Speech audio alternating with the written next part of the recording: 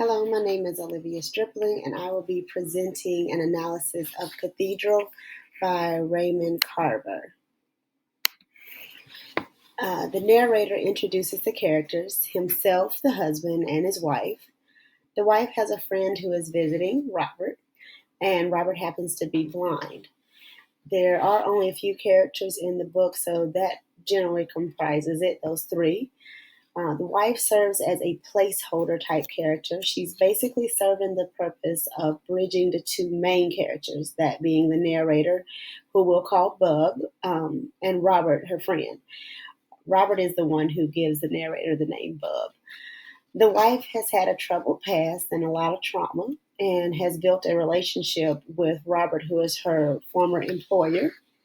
The narrator, her husband, comes off rude, bitter, and jealous. He's ignorant and refusing to really open up to anyone or anything, and rejects the idea of Robert's visits for his own selfishness.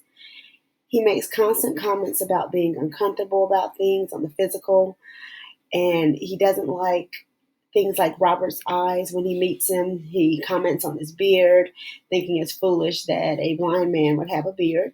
And he makes assumptions about Robert's wife's ethnicity, hearing her name Beulah. He is distastefully stereotyping Robert and seems easily agitated and not very close to his wife. Robert, on the other hand, is the opposite. He is insightful, kind, nice, and intentional.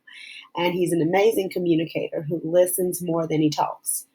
So Robert has served as a great friend to the wife throughout her troubles and obviously has had a close relationship with her. It's a good short story. It's complex in underlying meanings, and it does have a storyline that tells you what's going on. The perspective and point of view, we are hearing the story from the narrator's point of view. So we're going through it as he feels and his responses. He's irritated initially, of course, by Robert's visit. He's making slight comments and keeps talking about physicalities, whether it be with Beulah or with Robert, but he's basically speaking out of ignorance. Again, Robert was coming to visit due to his wife had just recently passed, so he's coming to visit his close friend to help him get over that. When he arrives at the house, they sit down, they eat, they're drinking together, and Robert smokes cigarettes.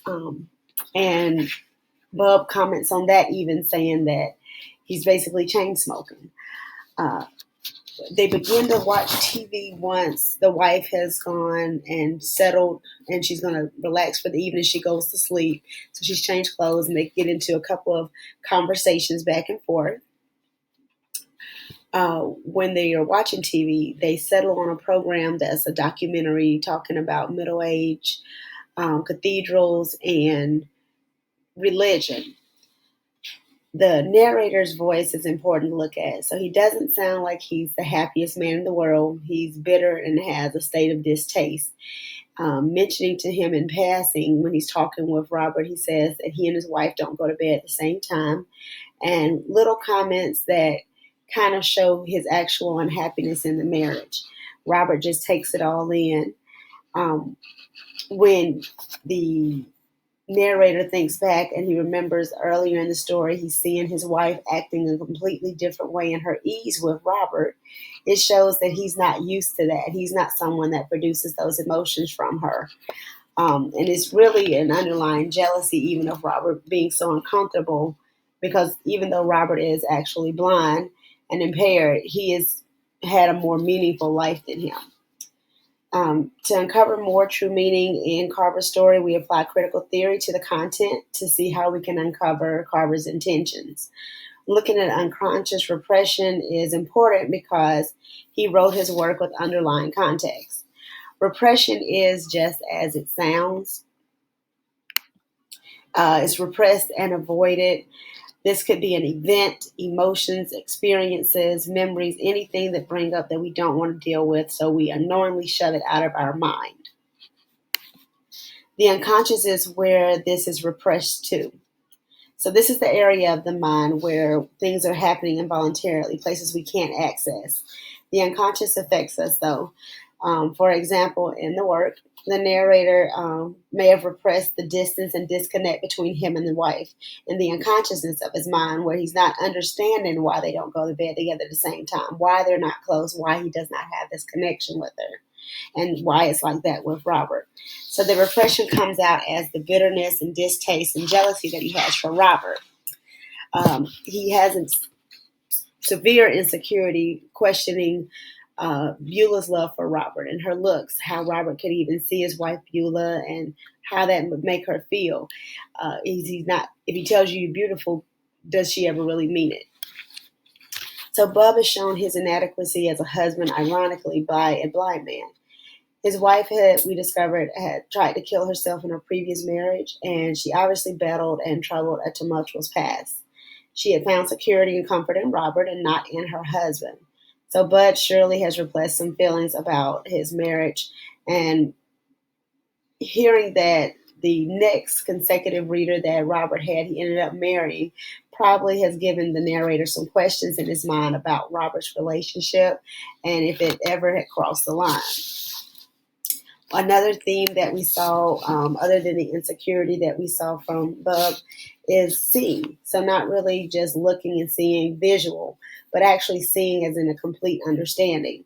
And this is broken into 2 points, where seeing is something that Robert physically cannot do.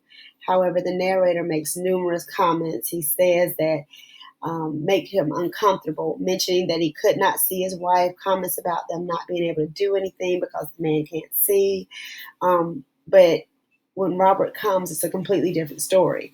It's like a don't judge a book by its cover, and all the stereotypical thoughts and ideas that he had in his mind are completely off cue.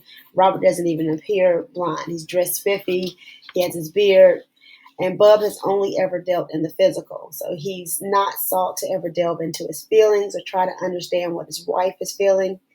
Haithcott discussed that transformation and unlocking of Bub's unconscious and release of his repressed emotion and desires. He did not know what he was missing. He's transcended that kind of specification, and in doing so has escaped the bonds of his experience that trapped him. He's no longer inside anything. The confrontation with language has led him to the realm of ineffable something beyond a linguistic register, beyond the power of words to inhibit, to the point which they shatter. And that comes into play when they began to draw the cathedral and all that repressed unconscious starts to come to the surface. That's when Bud experiences something he has never experienced before. The unconscious emotions that he has repressed are released, and is described by Buchanan as opposing to the repressing agents.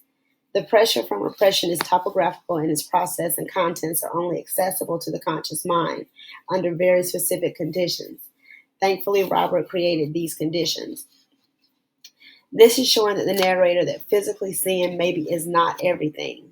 And Decker has said, thus the narrator of Cathedral moves from ignorance into insight, from prejudice to openness, from passivity to creative breakthrough, and apparently also to a kind of spiritual revelation, even though maybe he was not religious. Most importantly, to me, this story demonstrated how Carver expanded on his theme of nonverbal communication as a crucial factor in human relationships.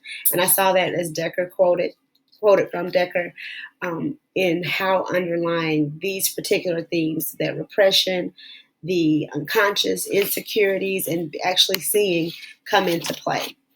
So insightfully, Robert is very wise. He's intuitive and knows so much. He has a way to connect with others, and a strong wavelength relationship with the wife that starts to unlock those doors of repressed in Bub. Clearly, those repressed feelings that he had and many things, he's stuffing his own problems down into his unconscious because he was so out of touch with his emotions. Thank you for your time.